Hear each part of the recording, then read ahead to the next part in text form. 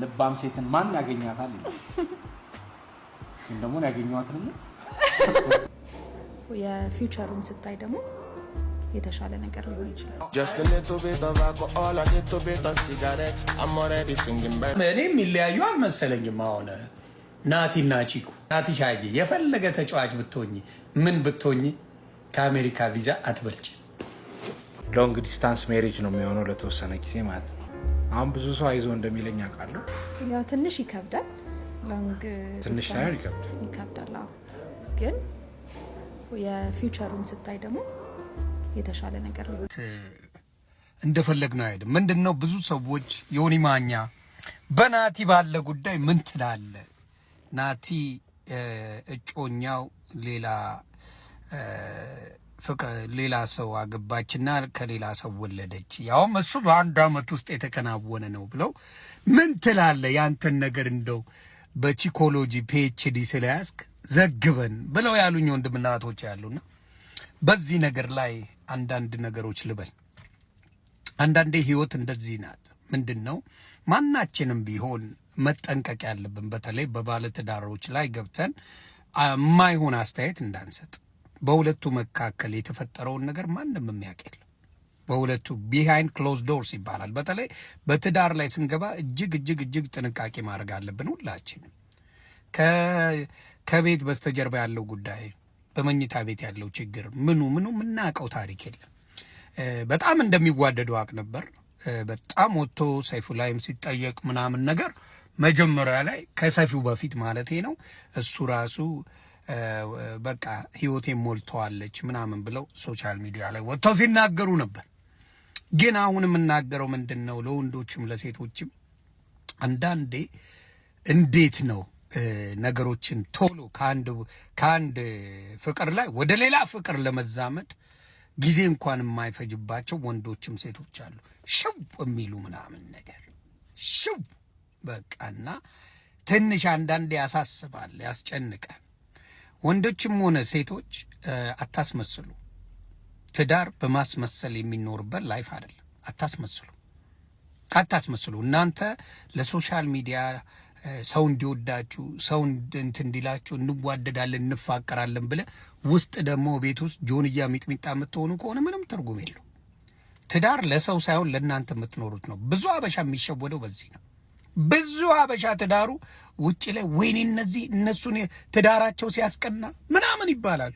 በወንዱም በሴቱ እቤት ውስጥ ሲቧጨቁ አልጋ ለይተው ነው የሚኖሩት አብዛኛዎቹ።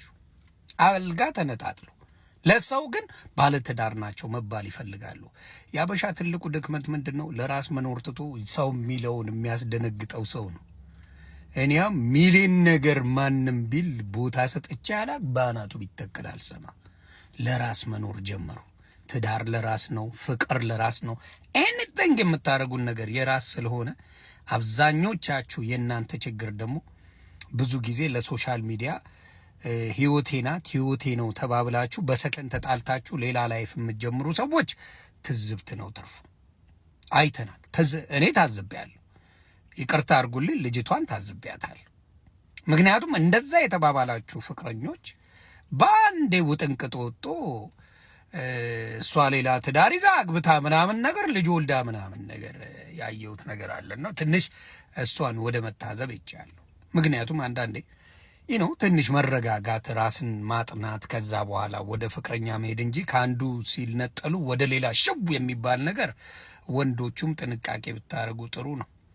ለወንዶቹም ለሴቶቹም ነው ይሄን የምለው። ስለዚህ አብዛኞቻችሁ ሲንግል ስትሆኑ ራሳችሁን የምታጠኑበት ጊዜ እንጂ ተግባብተናል በየቦታው ሄዳችሁ ጊዜያችሁ የምታባክኑበት ጊዜ አይደለም። በእኔ ላይ ምን ልስራ፣ እኔ ጋር ምንድነው ስህተቴ፣ ከዚህ በፊት ያደረግኩት ነገር ምንድነው ማስተካከል ያለብኝ የሚለው ናቲ ራስን እንድትጠይቀው አደርጋለሁ። በሷም በኩል ናቲን በድየዋለሁ ወይስ በስምምነት ማንግባባበት ህይወት ስለሆነ ነው የተለያየ ነው የሚለውን ነገር ቆም ብለሽ ብታስቢ ብዬ አስባለሁ። ስለዚህ ለማንኛውም ናቲ ወንድማችን እንወዳለን፣ ተመቸናል። እህታችንን ብትሆኚ ትዳርሽን ይባርክልሽ። እኔ ምንም ማቀው ብዙ ነገር የለምና ትዳርሽ ይባረክ። ግን በሁለታችሁ መካከል ሶሻል ሚዲያ ላይ ስትወጡ ፊቱኙኝ ኋላ ደብቁኝ ነው። አሁን ለምሳሌ እኔ ሚስቴን ሶሻል ሚዲያ ይዣት ብዙ ጊዜ መጥቼ አላቅም። አዳው ትዳሩ ለእኔ እንጂ ለማንም ዱቄት አይደለም። እኔ በጣም የምታስቁኝ ትዳራችሁን ውጪ ካላሳየን ዋው ስትሉ ትውሉና መጨረሻ ላይ ደግሞ መሳቂያ ትሆናላችሁ።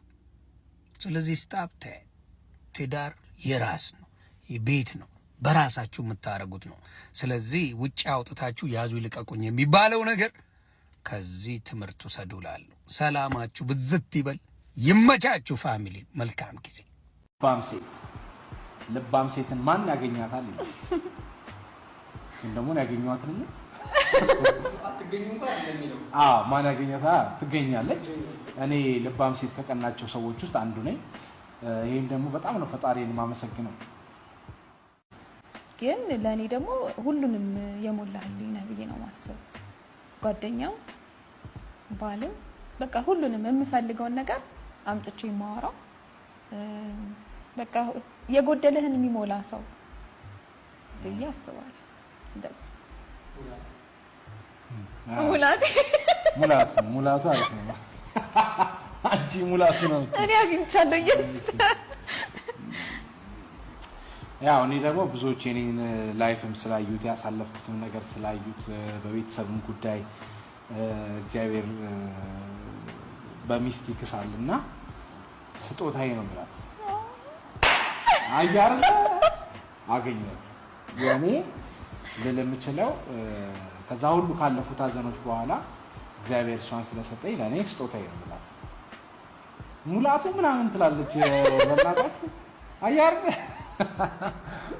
በመንፈሳዊ ደግሞ ስናረጋው እኔ የሚለያዩ አልመሰለኝም። አሁን ናቲና ቺኩ የሚለያዩ አይመስለኝም ነበረ። ልጅቷ አመት ሳይሞላ ወልዳውላ ነው የጠበቀችው።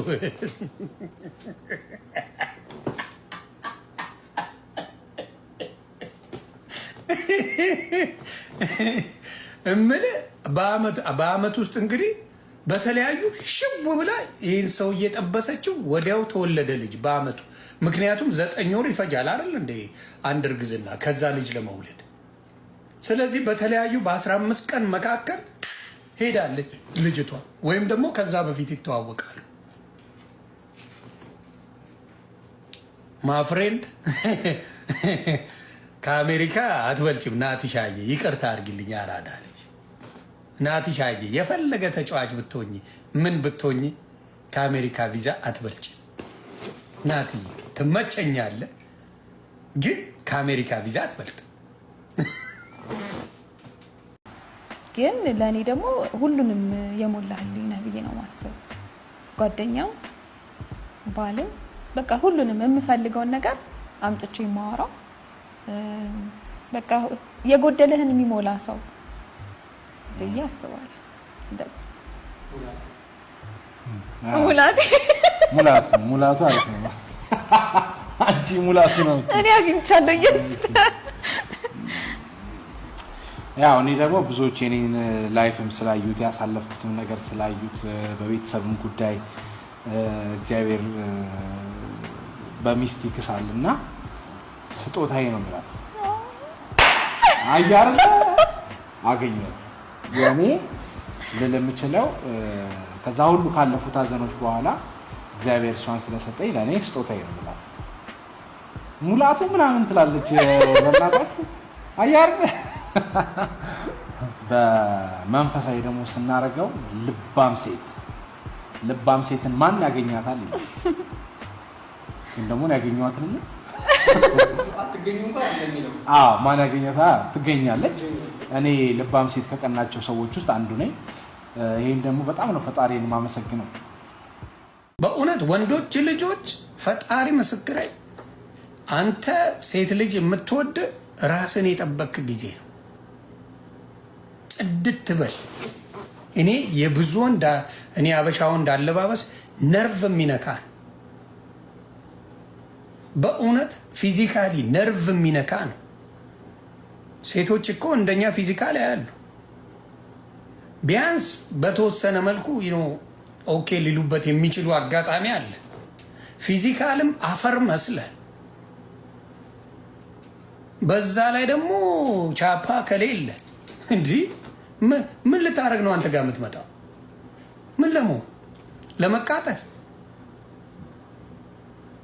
በጣም ከሚያስቁኝ ነገር ወንድ ልጅ ሴት ልጅ ያለ ገንዘብ አትወድህም፣ ድሃ እኮ በጣም ያፈቅራል ይሉኛል። ድሮስ ምን አባቱ አለው? ሌላ ምን ሊሰጥ ይችላል? እልል አድርጎ ነው የሚያፈቅረው። እንደ ድሃ አፍቃሪማ የትም አታመጡ። መስጠት የሚችለው ፍቅር ብቻ ነው። ከዛ ውጪ ወጪ የለበትም። እልል አድርጎ ነው የሚያፈቅርሽ። እንዴ ፎንቃዬ ነገ ምን በላሽ እኮ ነው የሚለው ድሃ አፍቃሪ። የት አባቱ ጊዜው በሙሉ የሱ አይደል እንዴ? ሻዩን ቶሎ በጣም አታማሲው እንዳያዞርሽ ነው የሚልሽ። እንዴ የራስሽ ጫማ እንዳያደናቅፍሽ ብሎ የሚጀነጅን እኮ ነው ድሃ። በጣም ሸራተን ነው ጅንጀና ላይ እንዴ በጣም አንበሳ ነው። ግን ሪያሊቲ ላይ ሲርብሽ የሆነ ጥብስ አምሮች ስትጠይቂው የግርግዳ ጥብስ ነው የሚያበላሽ። ወቅት ጥብስ ትበያለሽ፣ የግርግዳ ጥብስ ትበያለሽ፣ ምናምን ትበያለሽ። ሌላ ወፍ የለ። ስለዚህ በጣም በጣም በጣም በጣም የማይሆን ነገር። በተለይ ሌላው የምነግራችሁ አለባበስ ብራንድ መልበስ አይደለም። እውነቴን ነው የምነግራችሁ። ፊዚካሊ ጥሩ ፊዚካሊ ያላችሁ ሰዎች ምንም አይነት ልብስ አብሯችሁ ይሄዳል። እንደ ምሳሌ ልናገር፣ እንደ ጉቶ ብራንድ የሚለብስ የለም። ሶሻል ሚዲያ ላይ አይታችሁታል። ምንድን ነው የሚመስለው? የበቆዳ ያለው ነው የሚመስለው። እዩት፣ የበቆዳ ያለው። ምክንያቱም ቅፍጥጥጥ ያለ ነው፣ ጉቶ ነው። በእውነት እውነቴን ነው። ኢትስ ናት ሄት በት ኢትስ ሪያሊቲ።